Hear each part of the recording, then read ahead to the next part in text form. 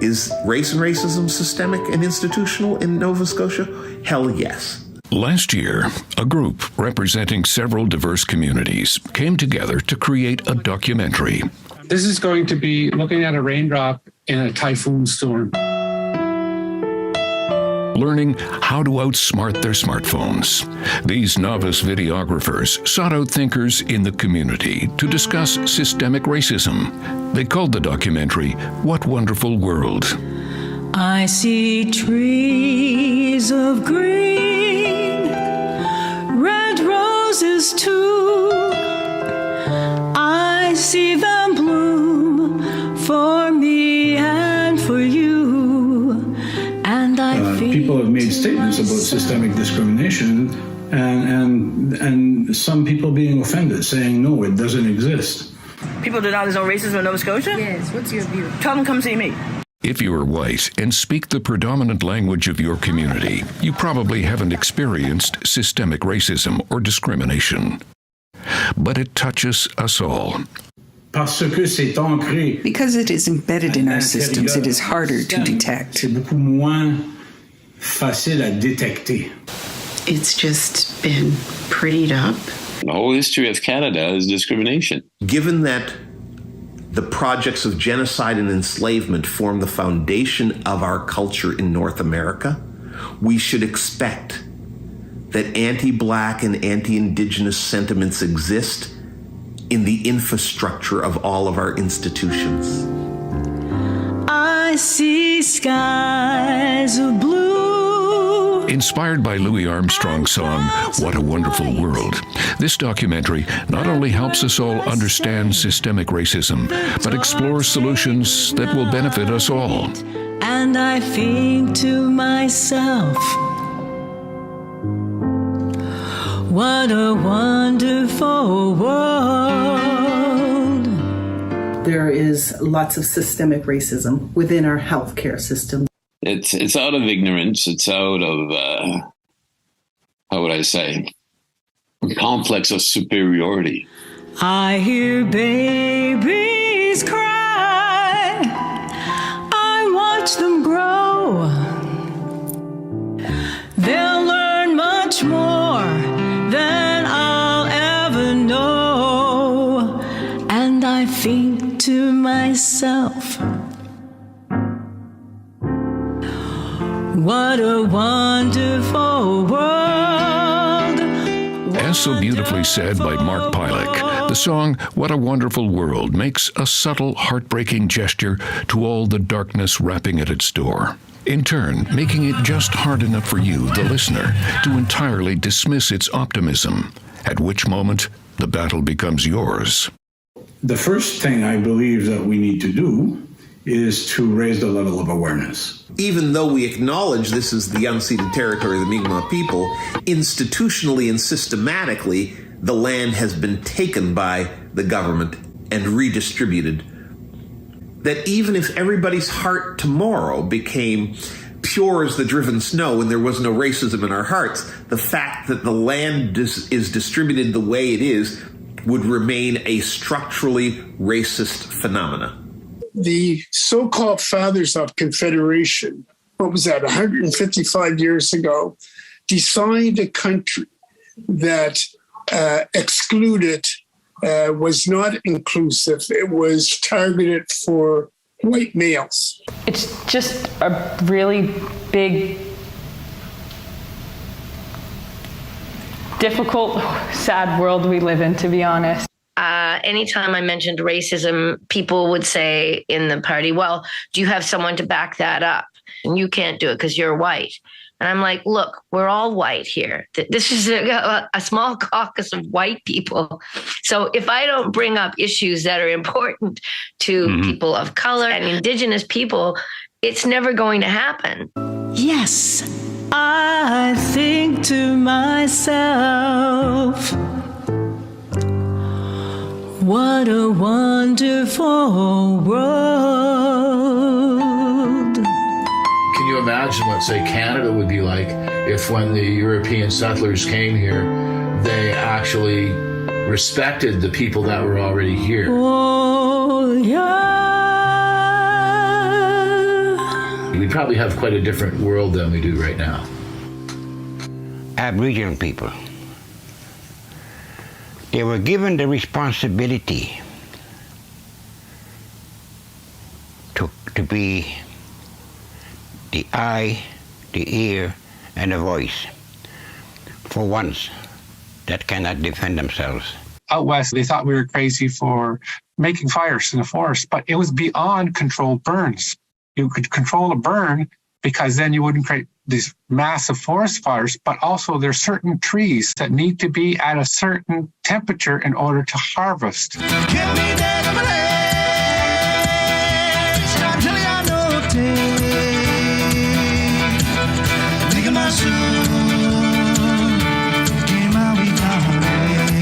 I think systemic racism oppresses.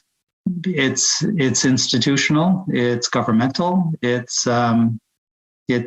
lurks in the cracks and in the joints that we don't really see because it's built into the system. Systemic discrimination is a form of discrimination that is firmly entrenched within a system, whether it be employment, education, law, healthcare, or even cultural conventions. What can be done about it? Well, first we need to understand the history of racism. We need to understand where it comes from. We need to understand that racism has had a dramatic psychological effect on racialized people, but it has also had a dramatic psychological effect on white people. Mi'kmaq come from an egalitarian society, so there's we each had our own roles, different but equal roles.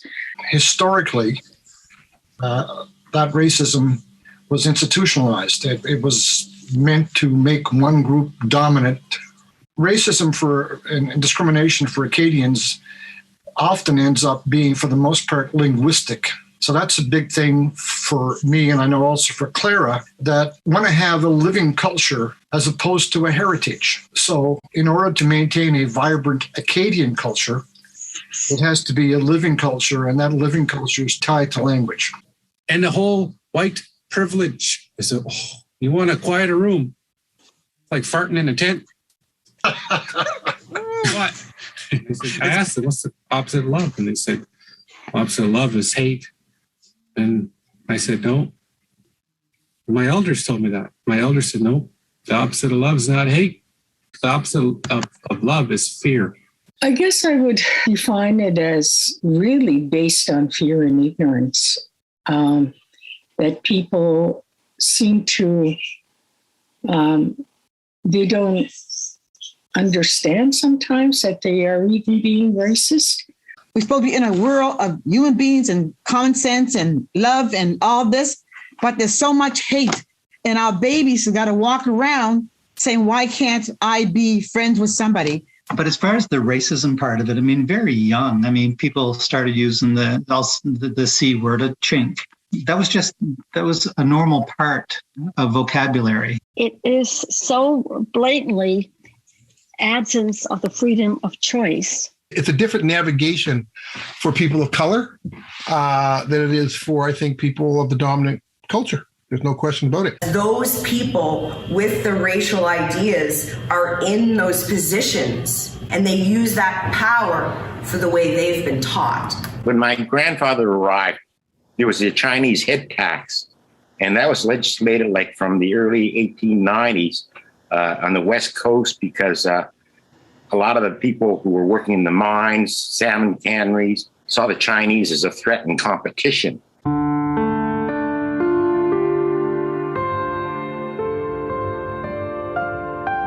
There's like a lot of Chinese restaurants along Godden Street, like the north end of the city. And the Mayfair Cafe, which is across from Uniacke Square, I think was kind of like a community center, which the owner took in the neighborhood kids. And, you know, it kept them safe and off the street, sort of a thing. My son has two older twin brothers who are Chinese, and they're Hums.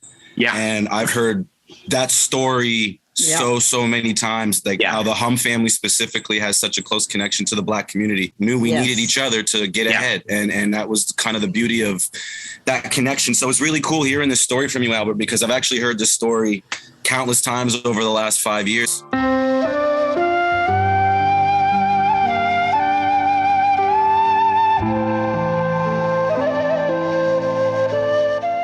I'm still walking around a store being followed by a store detective. I try to make a point of going into stores that I always shop in, where I know the staff, and that way I know that I can have a safe shopping experience. When I get to the cash, the face turns into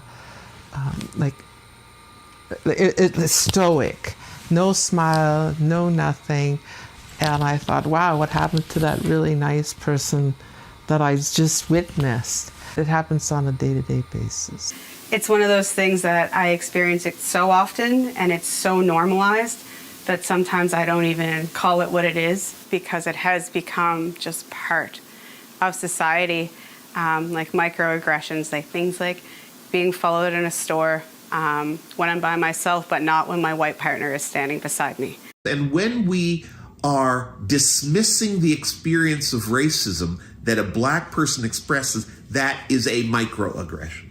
I think we have to do a lot of work to call it what it is, and then to start changing those systems and be very aware of the small pieces, like I said, the microaggressions, because those are the things that perpetuate racism within culture, because it's not something very outright. It's not people calling you names. It's not people saying really ignorant things all the time. It's just in very small, passive ways that it's normalized. What a wonder it would be to wander, to walk anywhere we please, to not be stopped or questioned or ask for our IDs, to walk through white neighborhoods or stores or universities, to walk into court in a gown and be seen not as the defendant, but as the QC. It's been a long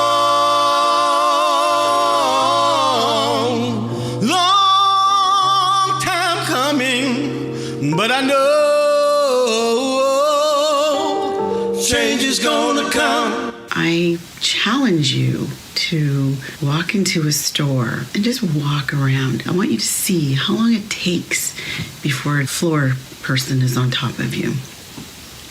Me, I average 1 to 3 minutes. So my daughter, never. My daughter has blonde hair, blue eyes. And my son looks more like me. My son has been called the C word twice at school, and he fought both times. Got kicked out of school both times.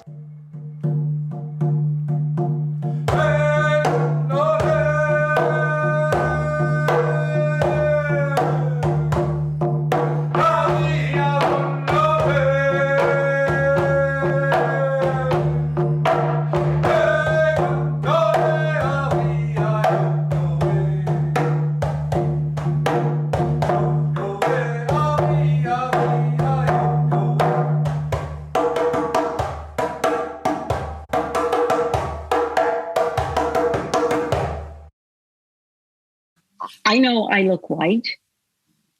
My mother was full Mi'kmaq, and her parents were full Native. And I, as a result, sometimes know what it's like to be discriminated against. I acknowledge my white privilege and have slowly learned about it. I'm not only am white, but I was English in Quebec. So talk about ignorance.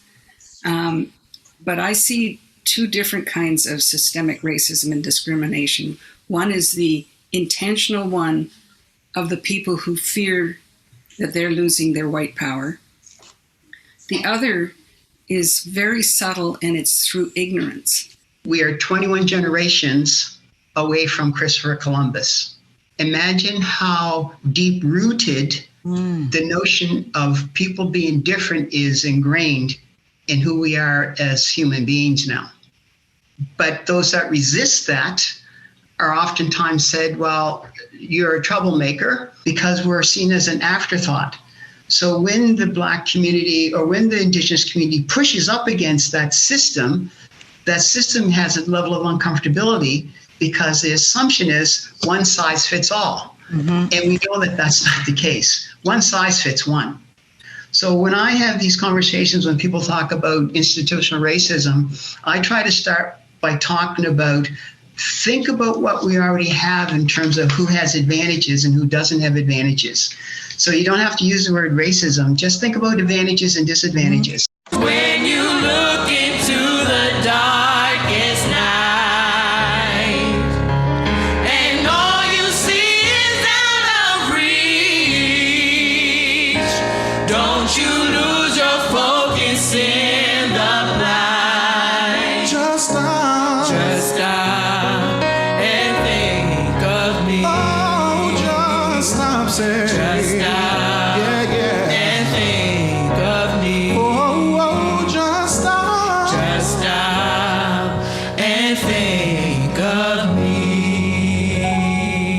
High-tech companies started out run by and staffed by young white men. So when, for example, a camera phone was developed, it read and exposed white skin well, but had trouble recording the details of darker skin. Research labs studying health issues for years ignored sickle cell anemia because it didn't affect most of the white population. History in schools omits the facts of black and indigenous invention and heroism. Sometimes it is intentional, like it was when all black soldiers were purposely taken out of the Victory March into Paris in the Second World War. But more insidious are the harder-to-prove biases. Banks that make it harder for a person of color to get a loan to start a business. Landlords who even today will not rent to African Nova Scotians. Some teachers who expect less of a student because of their race. Education itself, because it is developed by the majority, white educators, who themselves were given history that leaves out much of what really shaped our society. What I saw, particularly in the last few years as a teacher, is more complicated, where I saw the government in an attempt, I saw them get hyper-focused on optics, on the appearance of racism. And it seemed like their attempt was more to fix the optics than to fix the issues. More glaring examples of systemic discrimination in Canada is the Government of Canada passed a law at one point that basically prevented certain indigenous populations from moving freely around the country, from establishing themselves and living where they wanted. We still live under the Indian Act. We're the only group within Canada who has this governing act that affects all of us every day in our everyday life and living. We're the only group within Canada that is forced to carry a status card which shows our Indigenous status. So for the average person to understand what it feels like, what did it feel like for you when COVID was going on? When you were restricted from leaving your house and your community, from leaving your municipality, from not being able to see your mother, your fathers, your family? What did it feel like to not be able to go to a safe school at the time? What did it feel like to have to show this card to do anything, your COVID immunization card? That's what it feels like every day to be Indigenous.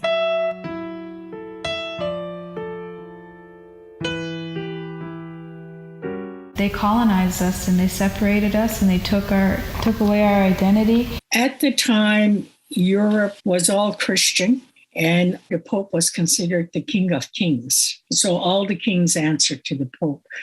It began with the papal bulls of 1453. In particular, it was racism against Muslims. 1492, Columbus lands on the shores here. And there's another papal bull in 1493 that says that if non-Christians cannot own land, non-Christians really have no rights.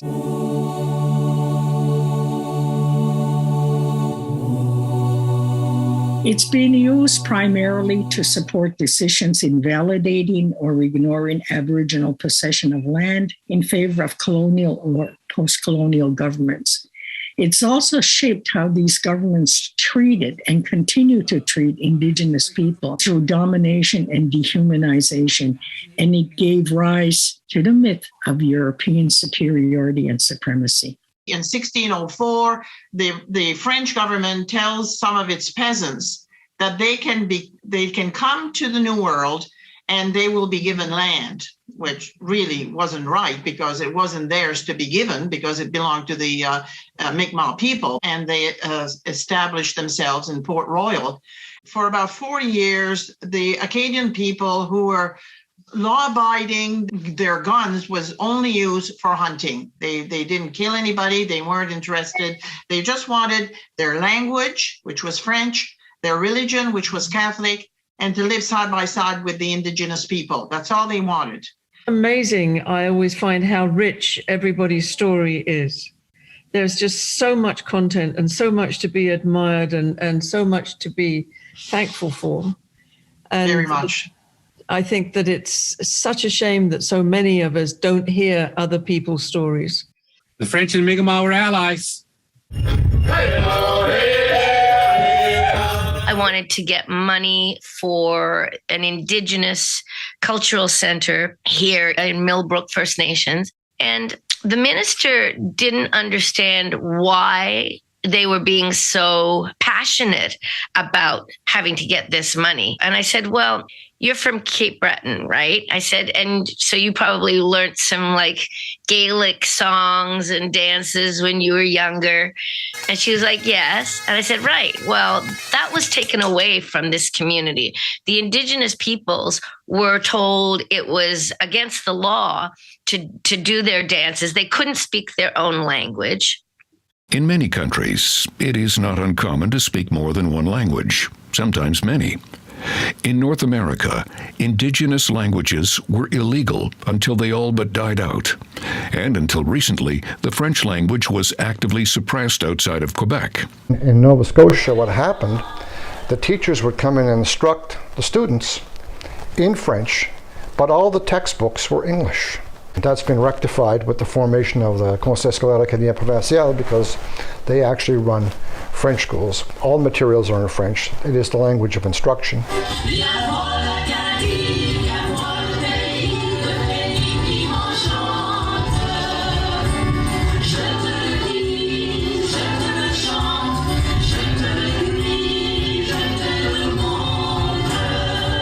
I mean, the guarantees that Francophones at a confederation had really did not come to fruition until people started doing court challenges using the Charter of Rights and Freedoms.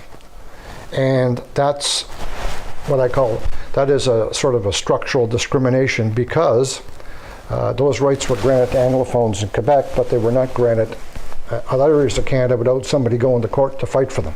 A lot of these rights should have been granted a long time ago, and it would have really helped preserve the language and the culture. Je te le dis, je te le chante, je te le crie, je te le montre. Assimilation was supposed to be systematic. It was supposed to happen. In the 1950s, we didn't know anything about our history. In grade 8, the history book was called History of Nova Scotia. Chapter 11, second page, third paragraph said, and then the Acadians were deported, and then it went on to another topic. When Noretta Johnny opened her still, we danced. The folks on the other side of the dune, they did not like it. Racism is North America's original sin. There was the anti-Indigenous racism that enabled the Europeans to essentially attempt to genocide First Nations and to drive them off the land, and then of course there's the anti-Black racism that enabled Europeans to enslave Africans. There's a man by the name of Giassi Simons, and Giassi Simons is African Nova Scotian and is a caseworker at the Department of Social Services. In January of 2017, he was walking across the street with 4 white women from his workplace. When he got back to the office, he was arrested, handcuffed in front of his co-workers, and fined for jaywalking. The white women were not. I remember an RCMP cruiser was coming towards me, and all of a sudden it slowed down. And I was, for the first time as an Indigenous woman, I was terrified because a lot of Indigenous women do go missing.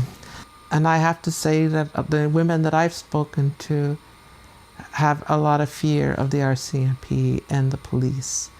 They were historically created to rein us in and bring us to residential school. There's a few police forces that have said, no, that doesn't exist here. It doesn't exist because you can't see it. So I think there's a level of awareness. Probably the first job is to raise the level of awareness so that people can start understanding what it is, believing that it exists, and then start being able to identify it where it is. So I went to the Walmart and did my shopping and came out of there and I was asked for my receipt.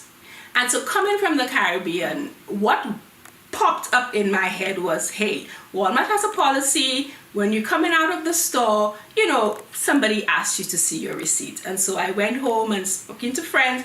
They said to me, let's try this a different way. So we went back to the same Walmart and stood there for half an hour and observed who was being asked to show their receipts. And then I had to sadly acknowledge, yes, racism. I was born here. I grew up here. Most of my friends are Canadian and born here. But yet people who I just meet ask me, where are you from? And I say, Halifax. And then they say, where are you really from? To me, that's a form of harassment because I'm a Haligonian. When did your grandfather arrive? 100 years ago from England? We're still doing land title fighting. We're still being treated like second-class citizens, even though our family lineage is here longer than some of these people exhibiting racist behavior towards us. Prior to 1960, we weren't allowed to go to public schools in which we can access more education. And more brave and diligent Aboriginal people, their commitment was so great that they managed to endure those racisms and hardships and got themselves educated.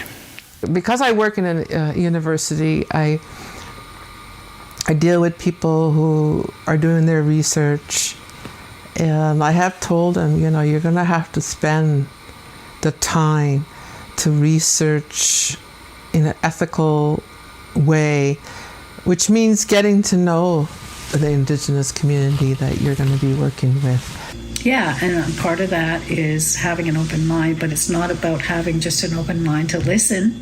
It's about having an open mind to be willing to change the way you think or understand something. So systemic racism is in police forces and in education. It should be no surprise that it is in the healthcare system as well. If a person presents to the emergency department, and if it's a young black male and they're presenting with pain, like they've put their back out at work or something like this, the perception might be that they're drug seeking. And it's been identified by Afro-Canadian physicians that are living here in Nova Scotia that they have had issues with patients and with other physicians. And I see it all the time in terms of patients being dismissed. People don't believe their pain.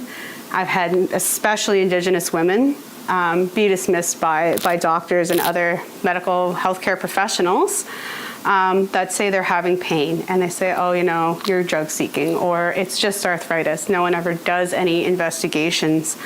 And I had someone who was extended family member who had complained for years about pain, had a known history of cancer, was ignored multiple times because they had unstable housing. Nobody listened. And when they finally had someone do scans, their cancer had metastasized through their whole body. And the pain in their legs was because they had bone spurs and tumors in the bone.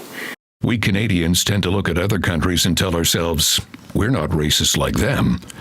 Unfortunately, this is not true. In the States, it was a whole different game. Mm-hmm. I went back and I worked with CBS News 7 years, and I never had any problems.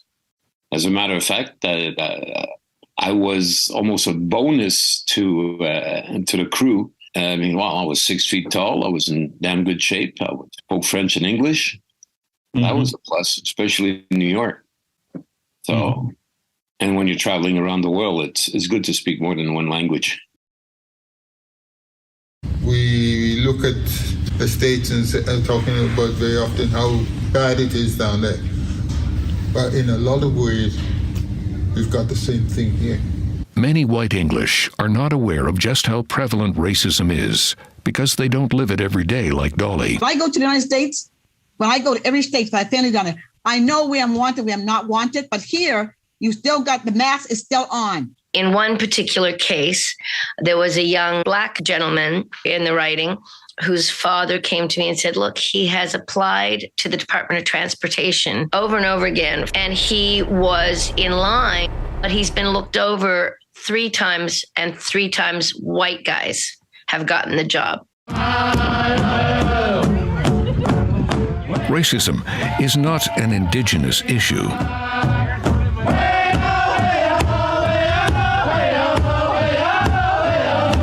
It's not a Black issue.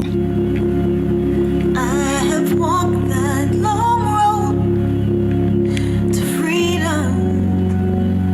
I tried not to falter, fall down in the road. Nor is it an immigrant issue. It's an issue that affects all of society. Diversity is good for business, good for problem solving, and good for dealing with crises. A diverse group of people can bring together a wide range of perspectives, ideas, and experiences. This can lead to more creative and innovative solutions to problems or challenges. Also, having more than one language makes it easier to do international business.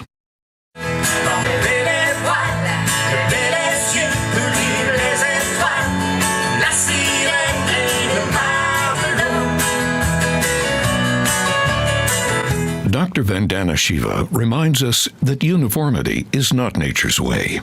Diversity is nature's way. So why do we humans so often fear difference in those we perceive to be the other? In fact, several studies have found that companies with an ethnically diverse workforce perform better financially than those with a more homogeneous staff.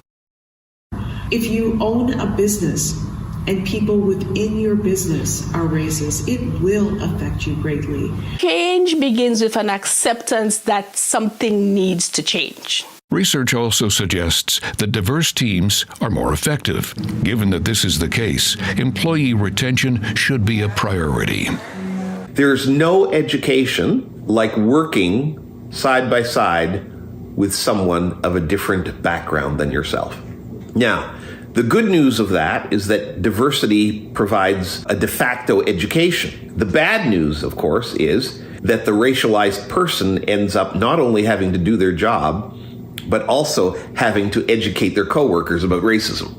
We want our young people to kind of grow and take on more academic stance in terms of moving up the ladder. But realistically, the amount of people that you see of color as you move up shrinks, and so the protection that you have from each other shrinks. Until there is diverse representation in decision-making roles, systemic racism and discrimination will persist and keep hundreds of thousands of Canadians from reaching their true potential. And Canada is the poorer for it. And so how do we try to elevate this so that the burden is not always on us? Because it is draining. It is really, really draining. I've been dealing with racism my whole life, and it gets tiring. Michelle decided to leave the university who hired her. She found dealing with the racism was just too much work.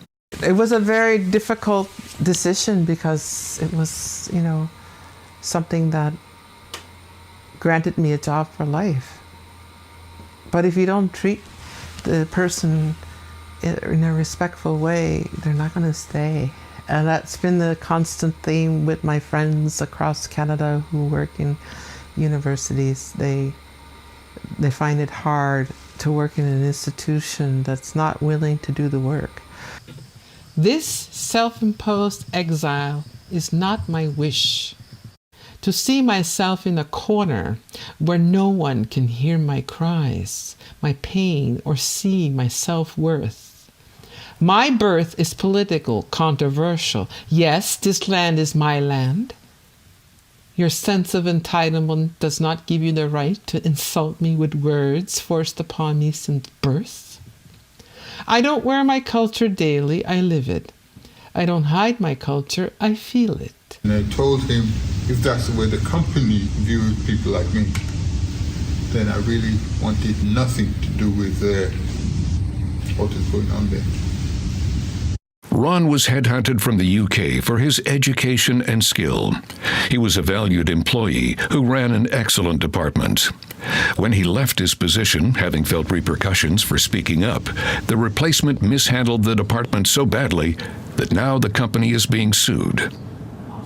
We get used a lot at the same time because institutions are being told by the federal governments that if you want the funding, you're going to have equity.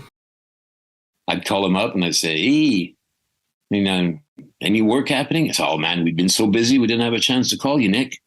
Well, I said, that's great, I'm looking for work. I said, we're not doing anything Indian. Is my sound that bad that I can't? Anyway. I've been called a token Acadian at times. Well, and especially in Canada. It took me a while because I liked my job. Before I really realized the behavior, the microaggressions that were being used against me and my coworkers. When it finally hit, I, of course, was coined angry. I was basically used and told that, no matter what my job entailed, I wasn't worth earning more or getting more or being more. So I moved on. Wonderful to not have your resume discarded because of your last name or address. To wear your hair the way it grows out of your head.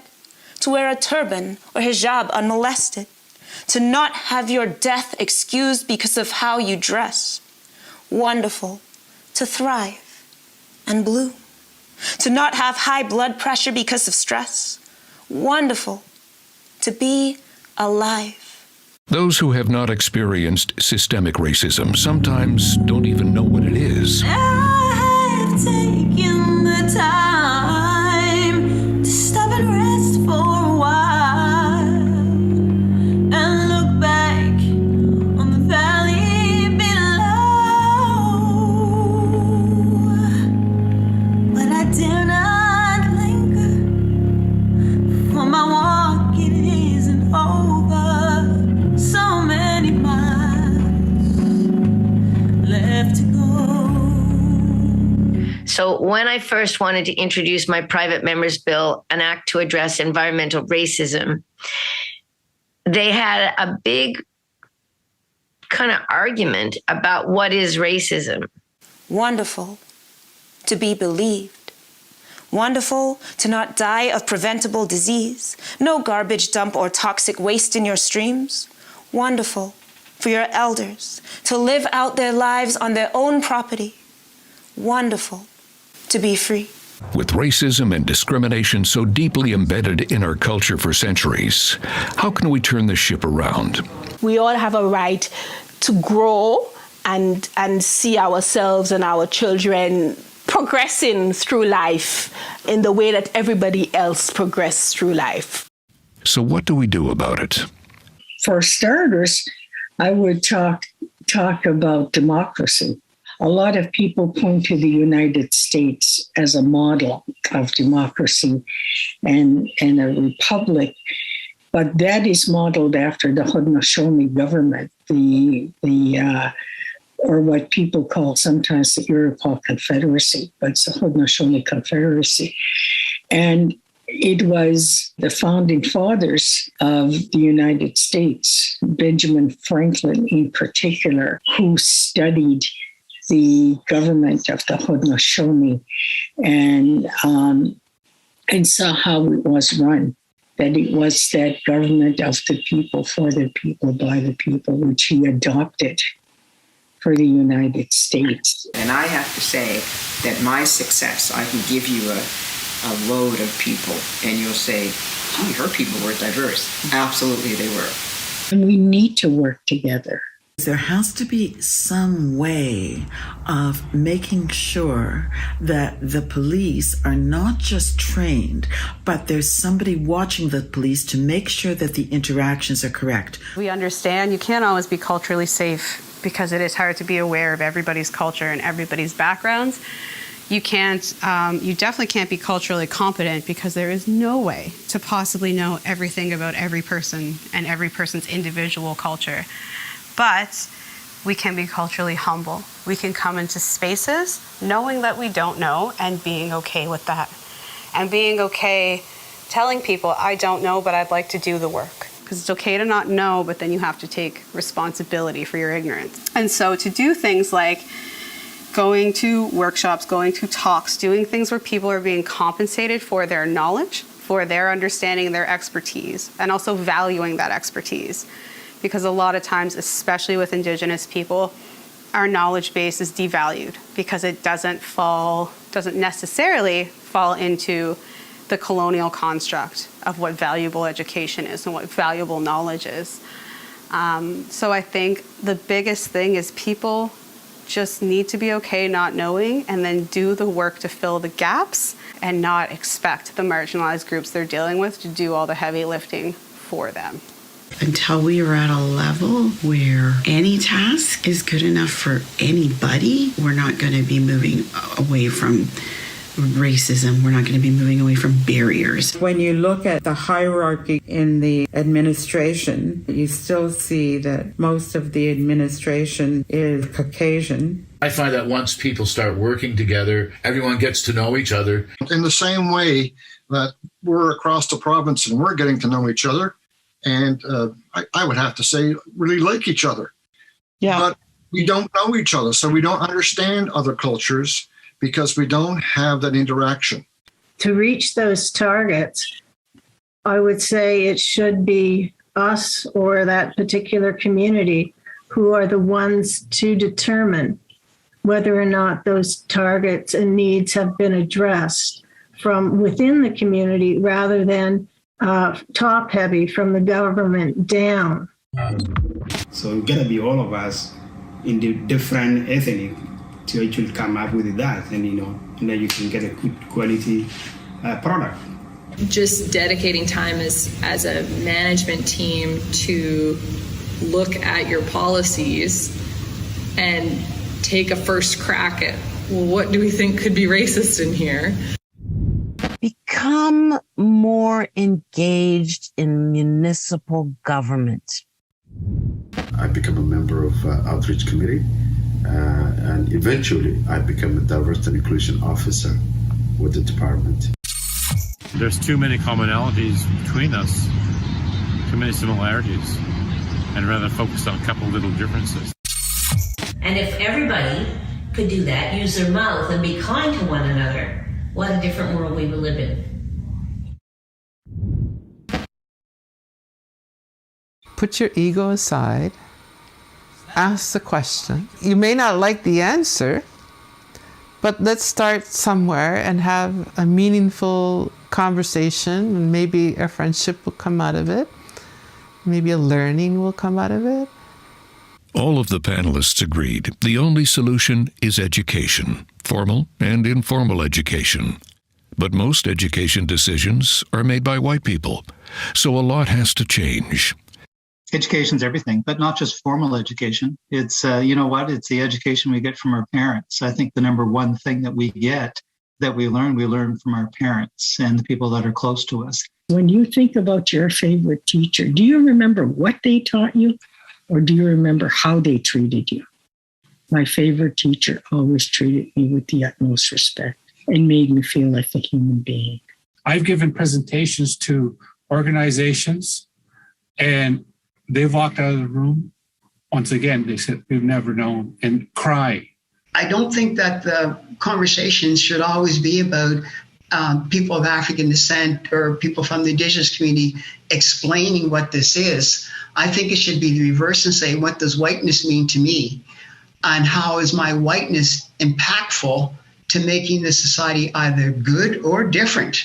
Free love, free love, free love, free love. Hazard Island was her name. You know, I could easily go between the black community or my black relatives, you know, to my, white relatives. It never really mattered to me. I think I was a teenager before I really realized there was anything different, you know?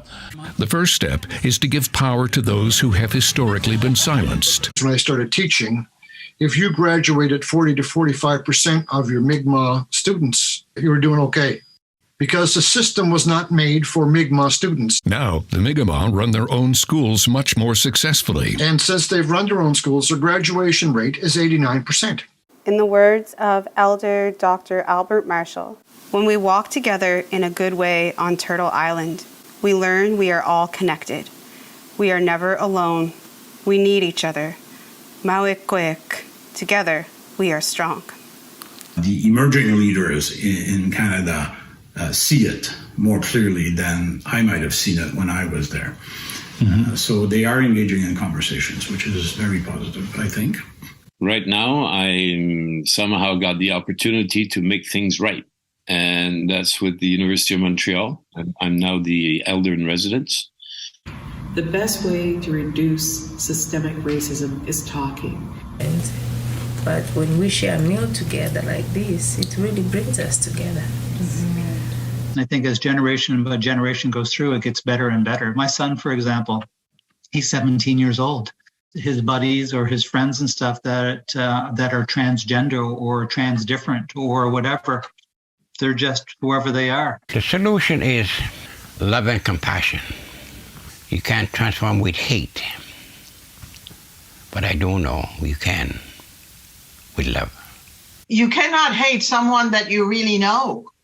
If you really know their history and you know them. You know, as a Brit, I've done several television shows that relate to the Acadians. And it always amazed me, speaking of racism, that I was welcomed with open arms. But my ancestry is such that I wouldn't be doing that. And just the same as when I've spoken to various elders, one in particular that I think of at Eskasoni, and I think if I'd gone through what you went through, I would have probably committed murder. Probably because of my upbringing, where I was brought up, and probably inherently there's aspects of that's racist, and I don't believe it, but it's the first thing that comes in my head, and it doesn't come out of my mouth. My belief system has absolutely changed, but it's one of the first things that crossed my mind.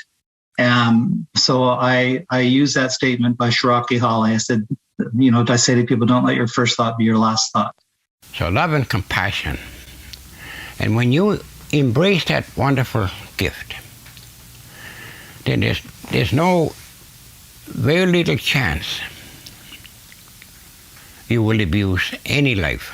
And why is it that children on a playground all play together? They don't care if somebody's hair is curly or straight or blonde, or they all play together.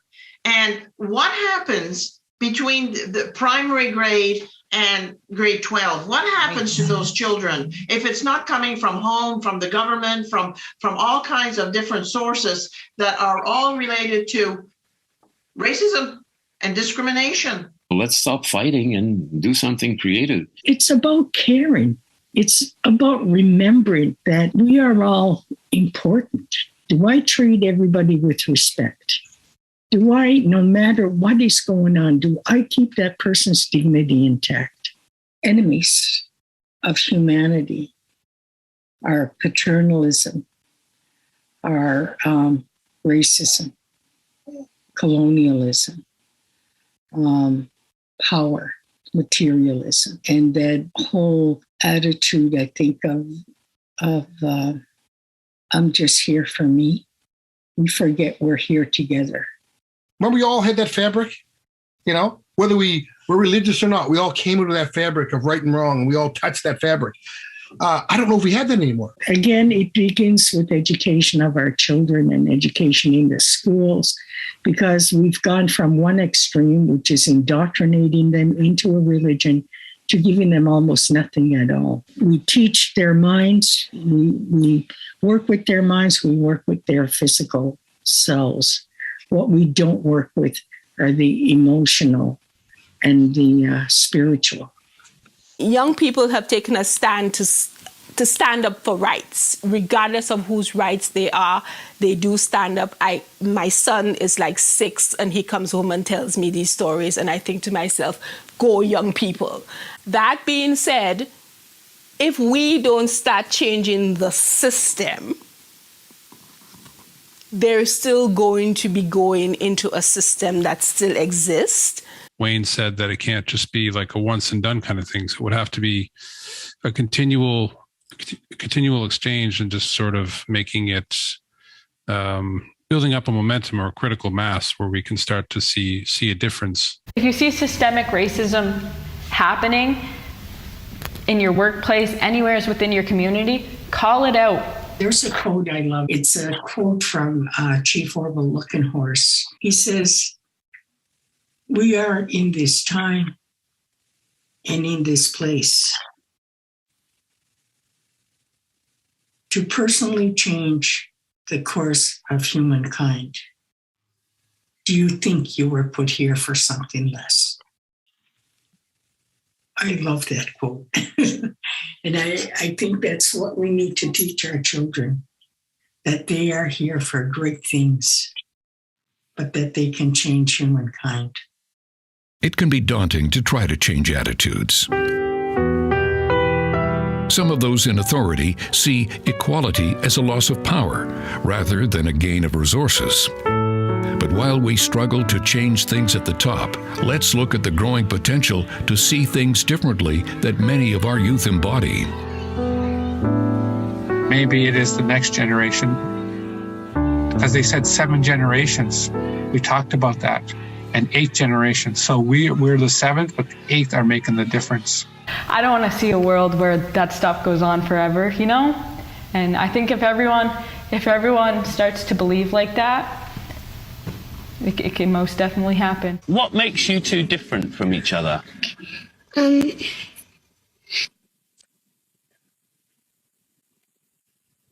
used to not like letters, but now I like letters. I do not like letters at all. Lucy loves tomato sauce, and I do like it, but I don't love it as much as Lucy.